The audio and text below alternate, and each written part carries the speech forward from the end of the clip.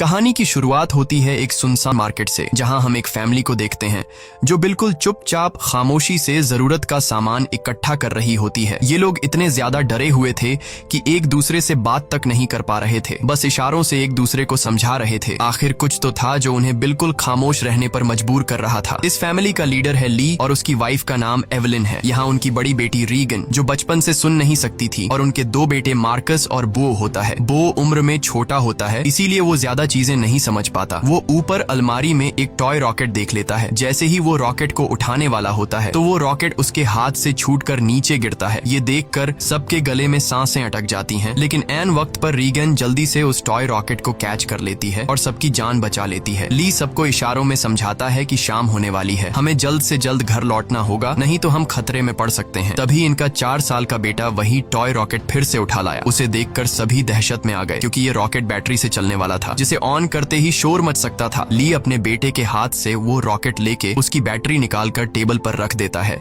इसके बाद वो सभी घर के लिए निकलने लगे, लेकिन बो उस रॉकेट को साथ ले जाने की बार बार जिद कर रहा था। इसलिए रीगन चुपके से इस बिना बैटरी वाले रॉकेट को उसके हाथ में थमा देती है और वो भी स्टोर से बाहर आ गई।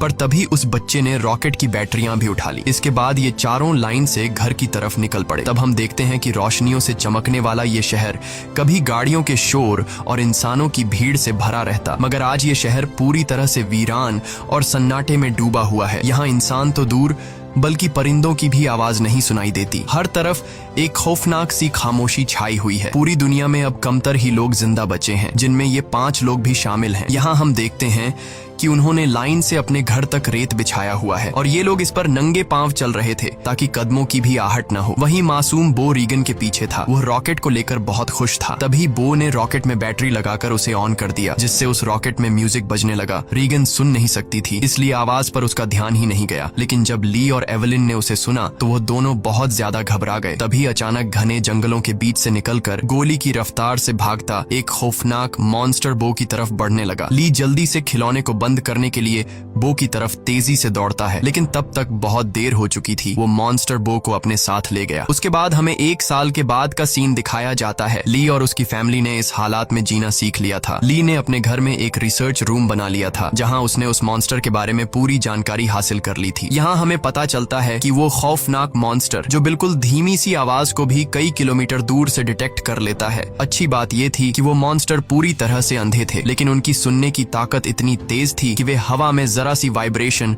और धीमी से धीमी आवाज को भी महसूस कर सकते थे। अगर कोई इंसान जोर से सांस भी ले तो उसे भी महसूस करके ये मॉन्स्टर बिजली की रफ्तार से उसकी ओर दौड़ पड़ते थे और उस इंसान को कुछ ही सेकंड में खत्म कर देते थे। साथ ही साथ इन मॉन्स्टर्स की चमड़ी लोहे से भी ज्यादा मजबूत थी, जो उन्हें बंदूक की गोली और किसी भी हथियार से प्रोटेक्ट करती थी। दरअसल आज से 1 साल पहले ये मॉन्स्टर स्पेस से आए एक मेट्रॉइड के जरिए इस धरती पर आए। ये मॉन्स्टर्स इतने ज्यादा तेज रफ्तार थे कि कुछ ही वक्त में ये पूरी धरती में फैल गए और इस दुनिया से लगभग सभी इंसानों का नामो निशान मिटा दिया। इन मॉन्स्टर्स से बचने का सिर्फ एक ही तरीका था, और वो था बिल्कुल शांत रहना, जो कि ली और उसकी फैमिली ये राज जान चुके थे। इसलिए उन्होंने खुद की पूरी तरह से सेफ्टी कर ली थी। ली ने अपने घर के चारों तरफ सीसीटीवी कैमरास लगा दिए थे ताकि मॉन्स्टर के आने की खबर उनको लग सके। साथ ही उसने सीढ़ियों और रास्ते में कदम रखने वाली जगह पर एक खास तरह के निशान लगाए थे ताकि उन क्रीचर्स को उनकी पैरों की आहट भी ना आ सके। और ली ने अपने घर में एक अंडरग्राउंड बंकर भी बनाया था, जहाँ ये इन मॉन्स्टर्स पर रिसर्च करता था। उसने ये भी पता लगा लिया था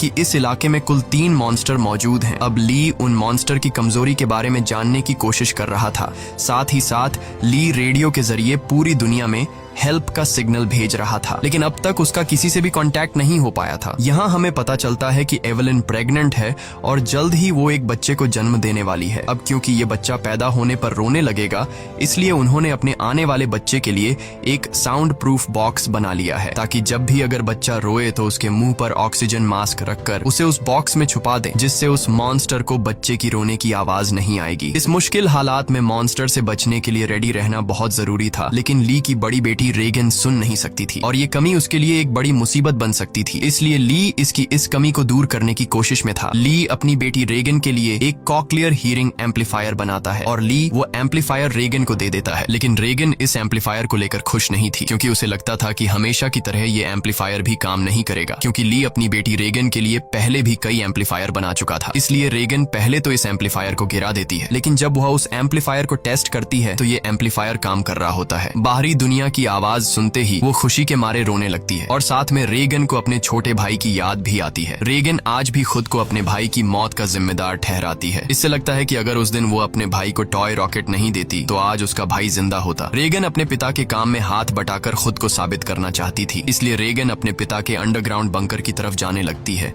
लेकिन तभी उसके पिता उसे रोक लेते हैं और उसे अंदर जाने से मना कर देते हैं, क्योंकि एक साल पहले रेगन के अपने छोटे भाई को टॉय रॉकेट देने की गलती की वजह से अब वो रेगन पर बिल्कुल भी भरोसा नहीं करता। उसे डर लगता है कि नीचे अंडरग्राउंड बंकर में माइक्रोफोन, रेडियो और भी कई सारी चीजें हैं। अगर गलती से भी रेगन का हाथ किसी ऐसी चीज के साथ लग गया जो साउंड क्रिएट करती हो तो हमारी जान खतरे में पड़ सकती है। अगले दिन ली अपने बेटे मार्कस के साथ मछलियां पकड़ने नदी पर जा रहा होता है। रेगन भी उनके साथ जाना चाहती थी। रेगन ली से रिक्वेस्ट करती है कि प्लीज मुझे भी अपने साथ ले चलो, पर ली ने उसे अपने साथ ले जाने से मना कर दिया। वो रेगन से कहता है कि तुम्हारी माँ घर पर अकेली है, इसलिए तुम घर पर अपनी माँ का ख्याल रखो। जिसके बाद ली मार्कस के साथ नदी की तरफ निकल गया। ये बात रेगन को बहुत ज्यादा बुरी लगती है और वह नाराज हो जाती है। उसे लगता है कि उसके पिता उसे प्यार नहीं करते, इसलिए वह अपना बैग पैक करके वह भी घर से कहीं निकल गई और सीधा उस जगह पर आई जहां पर उसके भाई को मॉन्स्टर ने मार डाला था। वह अपने भाई के कब्र के पास लेटकर रोने लगती है और कुछ ही देर में यहीं पर रेगन की आंख लग जाती है। दूसरी तरफ एवलिन घर पर बिल्कुल अकेली थी। कुछ देर बाद वो बेसमेंट से कपड़े धोकर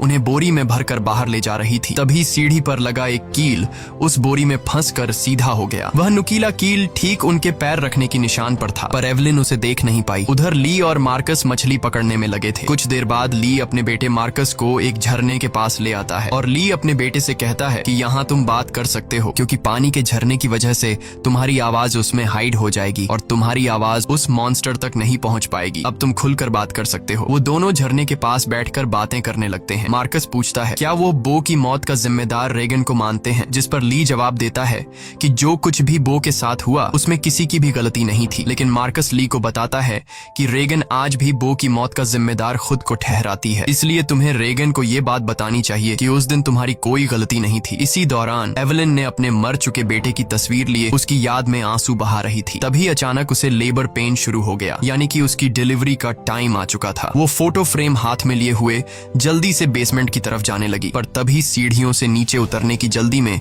उसका पैर उस नुकीले कील पर धंस गया। एवलिन दर्द से तड़प उठी, पर उसने अपने मुंह से आवाज नहीं निकाली। लेकिन उसके हाथ से उसके बेटे का फोटो फ्रेम छूट गया और तेज आवाज के साथ नीचे गिरकर टूट जाता है। एवलिन ने जैसे तैसे करके अपने पैर को खींचकर उस कील से बाहर निकाला। इस दौरान उसे इतनी तकलीफ हुई कि उसका चेहरा पूरी तरह से लाल हो गया, लेकिन वो खुद पर काबू रखते हुए अपने मुंह से आह तक नहीं निकालती, क्योंकि उसे पता था कि आवाज निकालने का मतलब अपनी मौत को दावत देना है। वो लंगड़ाती हुई नीचे आकर लाइट का स्विच ऑन करती है, जिससे बाहर रेड लाइट जल पड़ी। अब वो वापस ऊपर की तरफ लौटने लगी, पर तभी उसने कुछ देखा जिससे उसके गले में सांस अटक गई। असल में वो मॉन्स्टर उसके घर तक पहुंच चुका था। दरअसल जब एवलिन के हाथ से वो फोटो फ्रेम गिर गया था तो उस आवाज को मॉन्स्टर ने सुन लिया था। डर से कांपती एवलिन दीवार के पीछे छिप गई। दूसरी तरफ ली और मार्कस मछलियां पकड़कर घर वापस लौट रहे थे। तभी दूर से उन्होंने देखा कि घर के चारों ओर रेड लाइट जल रही है। ली समझ गया कि एवलिन खतरे में है। वह तुरंत घर की तरफ भागा। उधर बेसमेंट में छिपी एवलिन डर के मारे कांप रही थी और वो मॉन्स्टर उसे घर के हर एक कोने में ढूंढ रहा था। तभी एवलिन को बेसमेंट में एक टाइमर मिला। यहाँ एवलिन समझदारी से काम लेते हुए उस टाइमर में कुछ सेकंड्स का टाइम सेट करके उसे एक कोने में रख देती है और जल्दी से एक दूसरे कोने में आकर चुप जाती है। इतने में वो मॉन्स्टर वहाँ हलचल महसूस कर लेता है और वो धीरे धीरे उस हलचल वाली जगह की तरफ बढ़ने लगा। वो एवलिन के काफी करीब था। एक तो एवलिन को लेबर पेन हो रहा था और दूसरा उस मॉन्स्टर का डर था। लेकिन एवलिन अपने आप को पूरी तरह से कंट्रोल करके बिल्कुल चुपचाप बैठ जाती है। तभी टाइमर में अलार्म बजा, जिसे सुनते ही वो मॉन्स्टर तेजी से उस डायरेक्शन में भागा। मौके का फायदा उठाते हुए एवलिन जल्दी से अंडरग्राउंड बेसमेंट से बाहर निकली, पर वो जैसे ही मेन डोर से बाहर निकलने वाली थी तो उसने देखा कि एक और मॉन्स्टर घर के बाहर यहाँ वहाँ घूम रहा है, इसलिए एवेलिन वहीं पर दीवार के साथ छिप गई। उधर ली मार्कस के साथ दूर से ये सब कुछ देख रहा था। ली समझ गया कि अगर मैं अपनी बीवी को बचाने के लिए घर पर जाऊंगा तो मैं अपनी बीवी को बचाने के बजाय हम दोनों की जान जा सकती है, क्योंकि उस मॉन्स्टर की बॉडी इतनी सख्त है कि उसे बंदूक से मार पाना इम्पॉसिबल है। इसलिए वह अपने पहले से बनाए हुए एक प्लान पर काम करने लगा। ली ने जल्दी से मार्कस को टॉर्च दिया और उसे जल्दी फ्लेयर रॉकेट चलाने को कहा, जो उन्होंने घर से दूर एक जगह पर पहले ही वहां सेट कर रखे थे। जिसके बाद मार्कस तेजी से रॉकेट की तरफ भाग निकला। दूसरी तरफ एवेलिन ऊपरी मंजिल में मौजूद बाथ टब में भाग आई थी। वह बहुत ज्यादा तकलीफ में थी। अब वह और ज्यादा देर तक बच्चे को रोक नहीं सकती थी। वह बस बच्चे को जन्म देने ही वाली थी कि उसकी सिसकियों की आवाज को महसूस करता हुआ वो मॉन्स्टर बाथरूम के करीब आ चुका था। एवेलिन को समझ आ चुका था कि अब जिंदा बच पाना नामुमकिन है। तभी उधर मार्कस ने रॉकेट्स चला दिए, जिससे आसमान में तेज आवाज के साथ फ्लेयर्स शुरू हो गईं, जिसे सुनकर वह मॉन्स्टर एवेलिन को यहीं पर छोड़कर तेजी से उस आवाज की तरफ भागा और उसी पल दर्द को दबाए बैठी एवेलिन जोर से चीख पड़ी, जिसकी आवाज रॉकेट्स के शोर में दब जाती है। ये रॉकेट्स का शोर और लाइट्स दूर से रेगन भी देख लेती है और वह घर की तरफ निकल पड़ती है। थोड़ी देर बाद ली बंदूक लेकर घर के अंदर आया। उसने देखा कि सीढ़ियों पर पैरों के खून के निशान लगे हुए हैं। वह उन निशानों का पीछा करते हुए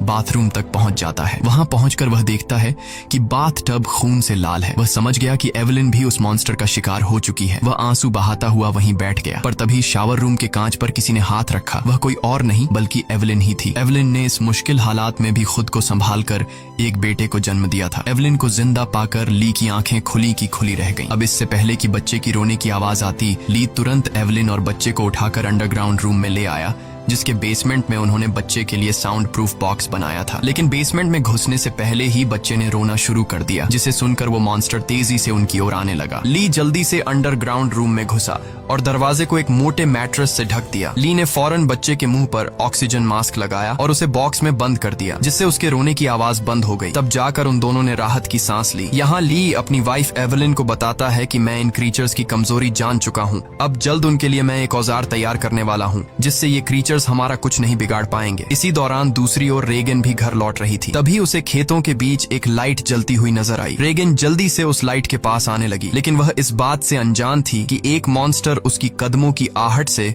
उसके पीछे चलता आ रहा था। जैसे ही वह मॉन्स्टर रेगन को मारने के लिए उसके काफी करीब आया, तभी अचानक रेगन की कान की मशीन से एक नुकीली और तेज फ्रीक्वेंसी निकलने लगी। इस नुकीली आवाज से वो मॉन्स्टर तड़पने लग जाता है, जैसे ये आवाज उस मॉन्स्टर के कान के अंदर सुई की तरह चुभ रही हो। इस आवाज को ये मॉन्स्टर ज्यादा देर तक बर्दाश्त नहीं कर पाता और जल्दी वहां से भाग गया। वहीं यह आवाज रेगन के कानों को भी चुभ रही थी, पर जैसे ही वह मॉन्स्टर वहां से भागा, रेगन के कान में तकलीफ बंद हो गई। लेकिन रेगन को समझ नहीं आया कि आखिर उसके कान की मशीन ने ऐसा क्यों किया। वह इस पर ज्यादा ध्यान न देते हुए लाइट के पास पहुंच जाती है। तभी उसने पाया कि वो रोशनी एक टॉर्च की थी। जैसे ही रेगन उस टॉर्च को उठाने गई, तभी अचानक किसी ने उसका हाथ पकड़ लिया। वो कोई और नहीं बल्कि मार्कस था, जो डर से कांपता हुआ यहाँ छिपा हुआ था। अपनी बहन को देख मार्कस की घबराहट दूर हो गई। वह रेगन से कहता है कि मैं झाड़ियों से तुम्हें छुपकर देख रहा था। तुम्हारे पीछे वो मॉन्स्टर भी आ रहा था, लेकिन पता नहीं वह मॉन्स्टर तुम्हारे करीब आते ही अचानक भाग गया। ये सुनकर रेगन बहुत ज्यादा डर जाती है, क्योंकि उसे ये भी पता नहीं था कि उसके पीछे मॉन्स्टर आ रहा है। वहीं दूसरी तरफ एवेलिन को अपने बच्चों की चिंता हो रही थी। वो ली से कहती है, मुझे डर लग रहा है कि कहीं उस मॉन्स्टर ने मेरे बच्चों को खा नहीं लिया हो। तुम जल्दी से मेरे बच्चों को ढूंढ लाओ। इसीलिए ली अंडरग्राउंड रूम में अपनी वाइफ और बच्चे को सुलाकर वहाँ से बाहर निकलता है। पहले वह यहाँ वहाँ खतरा ढूंढने लगता है, मगर अब वह मॉन्स्टर भी वहाँ से जा चुका था। पर उसने पूरा घर तहस नहस कर दिया था, जिससे वहाँ मौजूद पानी का एक पाइप भी टूट गया था और पानी सीधा नीचे अंडरग्राउंड रूम में जा रहा था। लेकिन ली का इस पर ध्यान नहीं गया और वह बच्चों को ढूंढने खेतों की ओर निकल पड़ा। इस दौरान उधर मार्कस और रेगन अनाज रखने वाली टंकी के ऊपर छिपे हुए थे और आग लगा लेते हैं, ताकि इस आग को देखकर उनके पिता यहाँ आ जाए। ली भी अपने बच्चों को यहाँ वहाँ ढूंढने लगता है। कुछ देर बाद पानी के शोर से एवेलिन की आंख खुल जाती है। उसने देखा कि पूरा बेसमेंट पानी से भर चुका था। पानी ऊपर से झरने की तरह बहकर नीचे आ रहा था। इतने में एवेलिन की नजर अपने बच्चे की बॉक्स पर पड़ी। वह बॉक्स खुला हुआ था,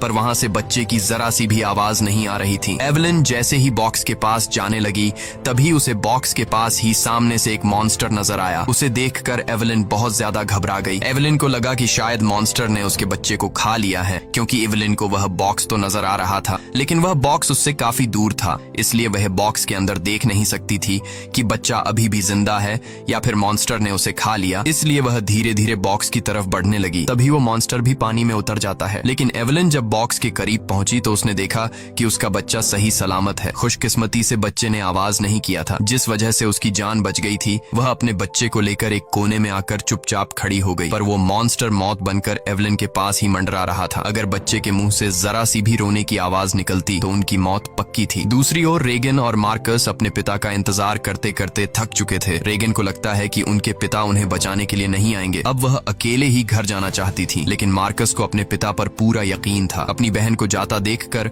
मार्कस उसे रोकने की कोशिश करता है, लेकिन जैसे ही वह अपनी बहन को रोकने के लिए आगे बढ़ता है तो अनाज की टंकी का दरवाजा खुलकर वह उसके अंदर गिर जाता है। गिरते वक्त मार्कस के मुंह से तेज आवाज निकल जाती है, जिसे सुनते ही वह मॉन्स्टर जो एवलिन को घर में ढूंढ रहा था वह फौरन उस आवाज के पीछे भाग पड़ा, जिससे एवलिन तो बच गई, लेकिन अब मार्कस की जान खतरे में पड़ गई थी। अनाज से भरी वो टंकी दलदल की तरह थी, जिसके अंदर फंसा मार्कस बाहर आने के लिए जितना जोर लगा रहा था उतना ही वह उसके अंदर धंसता जा रहा था। यहाँ रीगन टंकी का दरवाजा तोड़कर उसे नीचे अनाज में फेंक देती है और खुद भी नीचे टंकी में कूद जाती है। मार्कस जैसे ही अनाज में डूबने वाला था, रीगन उसे पकड़कर बाहर निकाल लेती है और ये दोनों दरवाजे के ऊपर बैठ जाते हैं, जिससे उनकी जान बच जाती है। लेकिन इन दोनों की हलचल को मॉन्स्टर ने सुन लिया था, इसलिए वो मॉन्स्टर खेत के रास्ते से तेजी से होते हुए टंकी की तरफ बढ़ता है। ली मॉन्स्टर को तेजी से टंकी की तरफ जाता हुआ देखकर समझ जाता है कि उसके दोनों बच्चे अनाज की टंकी के पास हैं। रीगन ने मार्कस की जान तो बचा ली थी, लेकिन उसका कोई फायदा नहीं होने वाला था, क्योंकि इतने शोर शराबे के बाद मौत का साया तेजी से उनकी तरफ बढ़ रहा था। अगले ही पल वो मॉन्स्टर भी टंकी के अंदर कूद पड़ा। वो उन दोनों को मारने के लिए जैसे ही आगे बढ़ा, तभी रीगन की कान की मशीन से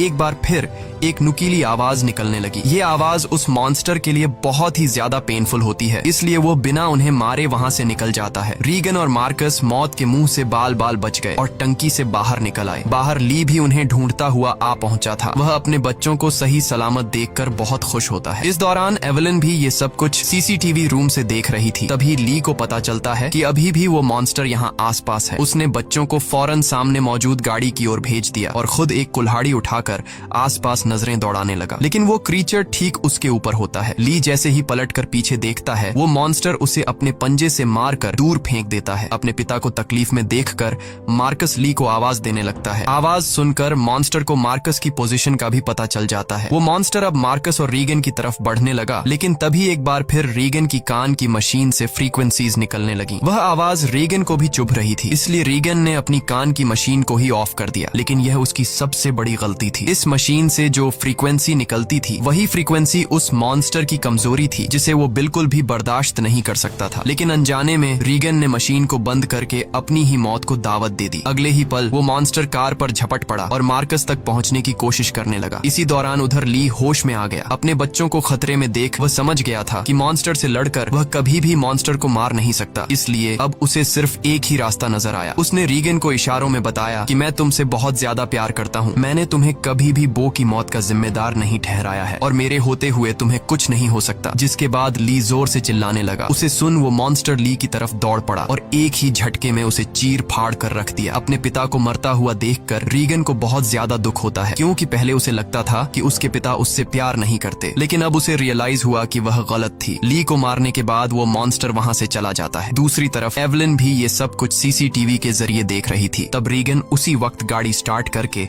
अपने भाई के साथ घर आ पहुंचती है। एवलिन ने अपने बच्चों को सही सलामत देखते ही सीने से लगा लिया। तभी एवलिन ने देखा कि वो मॉन्स्टर एक बार फिर से उनकी तरफ आ रहा है। इसके बाद ये लोग जल्दी से घर के अंदर चले जाते हैं, जहां मार्कस और रीगन अपने छोटे भाई को देखते हैं। रीगन देखती है कि उसके फादर उसके कोक्लियर इम्प्लांट के लिए कितनी मेहनत कर रहे थे। अब वो अपने फादर को बहुत ज्यादा मिस करने लगती है। कुछ देर बाद वह मॉन्स्टर उनके घर घुस आया। एवलिन यहाँ बंदूक तान कर उसके सामने खड़ी हो गई। एवलिन के पास बंदूक तो थी, पर वह जानती थी कि उसकी गोली उस मॉन्स्टर की मोटी खाल का कुछ नहीं बिगाड़ सकती, इसलिए अब उन्हें अपनी मौत अपनी आंखों के सामने नजर आ रही थी। लेकिन जैसे ही ये मॉन्स्टर उन लोगों को मारने के लिए आगे बढ़ा, तभी अचानक रीगन के कान में तकलीफ होने लगी। लेकिन दूसरी तरफ उसने देखा कि वो मॉन्स्टर भी अचानक तड़पने लगा। यानी जैसे ही रीगन के कानों में तकलीफ शुरू हुई, तभी दूसरी तरफ वो मॉन्स्टर भी उससे कई गुना ज्यादा तकलीफ महसूस करने लगा। रीगन समझ जाती है कि उसके कान में लगी मशीन जो उसके पिता ने बनाई थी, उसका इस मॉन्स्टर के साथ कोई कनेक्शन है। तभी रीगन का ध्यान अपने पिता के रिसर्च पर गया, जिससे रीगन को पता चला कि उसके कान कान के मशीन से निकलने वाली हाई पिच फ्रीक्वेंसी